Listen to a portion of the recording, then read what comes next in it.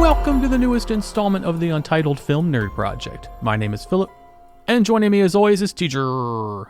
Hello. This is night 28 of our 7th annual and consecutive 31 Days of Horror, where we watch a different horror movie every single night in October. And this year we changed it up a bit and are doing horror shorts, 2 every night. It goes without saying, but spoiler warning for the entire video from here on. If you haven't seen these yet and want to, go check them out and come back when you're done. So without further ado, let's get right into it with our first short movie of the night, which was Two Devices Connected. This one's very short actually. A woman gets in her car, plugs in her phone, and she's not the only device that the car recognizes. Phone connected. Two devices connected. And we go from there. I thought this was very, very clever. Like I said, super short, like a small glimpse into what could be a much longer horror movie. You thought you were going down this path, and then it went all Spaceballs like, "Fool you!" on us. And at first I was writing into my notes like, just drive, just go, stop playing with your fucking connection, don't turn off the car, go. I even called her in my notes, like, "Miss, I'm gonna do everything wrong."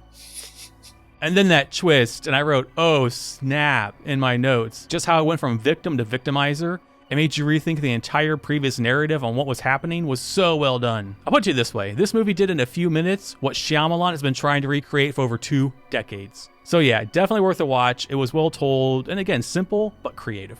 What about you? This one I very much love for the very same reasons. Like, it was just very clever. Mm-hmm. Yeah. Clocking in at just like a few seconds over 3 minutes. Like you said, there's not a whole lot to talk about on it because so much of it is just visual storytelling. And yeah, I mean, it's just mostly just bravo to them for leading us down that path and making us think one thing, and then just, as you said, the little reveal at the end, while very simplistic, completely flipped the entire 3 minutes. Yeah. So yeah, huge bravo on this one. Right on. All right, let's move on to the second horror short of the night, which was Dawn of the Deaf. So in this one, we have another typical, like, apocalyptic event happens, and it only affects people with hearing. And then our story is from 3 different perspectives, and we get to find out how shitty it is for those that survive. I loved this one. Right on. This is my second time seeing it. I loved the very first time that I saw it. It definitely told a story that I had never seen before, and from a point of view that I'd never seen before. And to give us 3 different point of views was very good.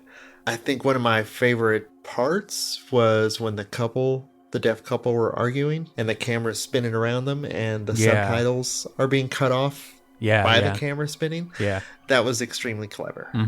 Agreed. I kind of felt that the ending for the dude getting the award was just almost too mean-spirited.